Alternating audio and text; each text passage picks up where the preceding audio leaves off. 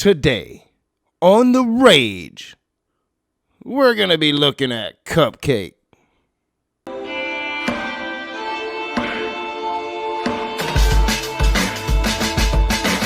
What is up, you heathens and demons, you sinners and saints, you beautiful, blasphemous people? Welcome back to The Rage. I am your boy, the Raging Atheist. And for some reason, Matt Powell's gonna make me explain how the Grand Canyon was actually formed because he's too lazy to find the information himself. First, gotta send that shout out to my patrons. You guys are the shit. Without you, I wouldn't have any income coming into this channel. And I'm gonna make that up to you. I'm gonna really start turning Patreon into a place to where you can get content just for that support. I'm working it out. I'm gonna make it happen. The vlog thing, I just can't get into it, but I'm doing something. Alright, so I can literally choose at any point of this to explain what the Grand Canyon is. Let's let Cupcake tell you why I'm here, and then we'll explain how the Grand Canyon was formed. Obviously, the Grand Canyon has layers of sedimentary rock all the way through. Now, sedimentary rock is dried out mud. So just by the definition of the Grand Canyon being sedimentary rock, just the fact that it says that the evolutionists will say it's sedimentary rock, they're admitting that it's dried out mud, which could only be laid out by a flood. Really? It could only be laid out by a flood, Matt Powell? Really? It could only be laid out by a flood. Is that what you're maintaining? Grand Canyon is evidence of a worldwide flood caused by God, who's so triggered by the little ants he would call human beings, so triggered by those ants that he has to kill everything on the planet. And the Grand Canyon is your evidence. It could only be formed through a flood because it's sediment, it's mud, right? So that's what sedimentary rock even means. So by definition, the Grand Canyon was caused by a flood, just by the own definition that it has. No, not by the definition that it has. Does that mean it was caused by a flood? Although it kind of was, maybe. Let's talk about it. Alright, so natives in the area called the Grand Canyon Keba, which means mountain lying down or upside down mountain. The Grand Canyon used to be covered in mountains.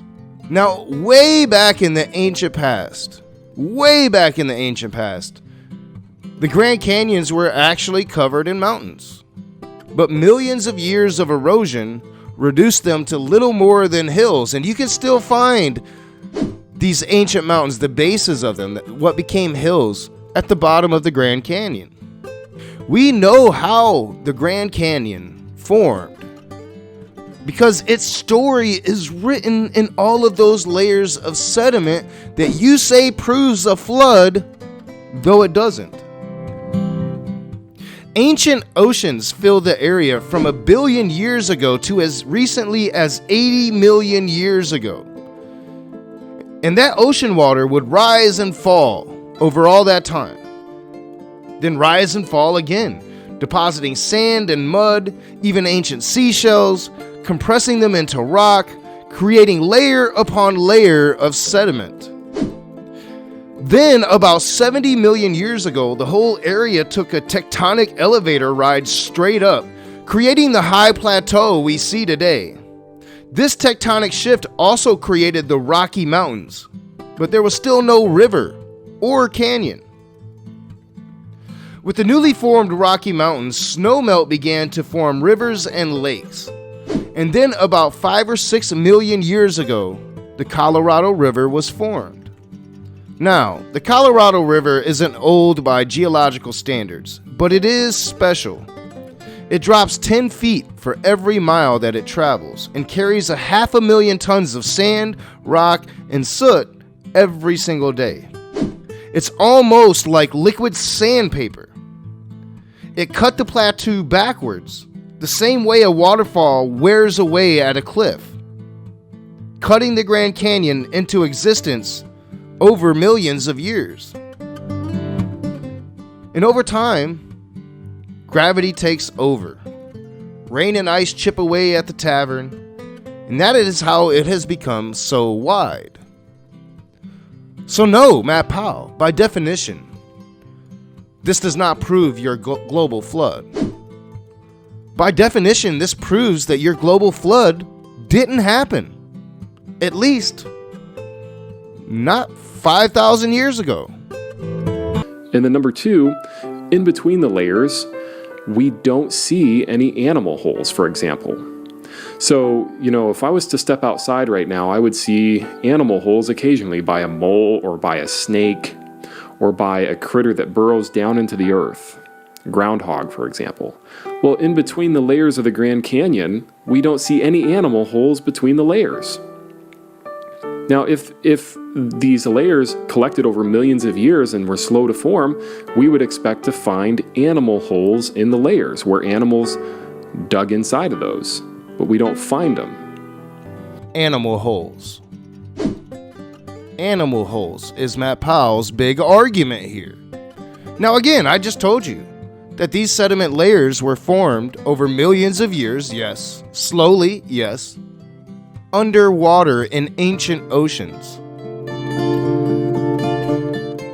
So no, your animal holes theory, Matt, it doesn't prove anything. If they were millions of years old, we would also expect to find root holes, right? Because there would be trees growing in the layers, there would be plants, but we don't find any root remains in any of the layers of strata. You know what that tells you is that all of the layers were deposited at the same time because there was no time in between for trees to grow and animals to burrow down in. No, it doesn't. No, it doesn't. It tells you that it formed over millions of years underneath ancient oceans that covered the area at the time. See, Matt, science has answers for all of your questions if you would just take the fucking initiative and go and find those answers.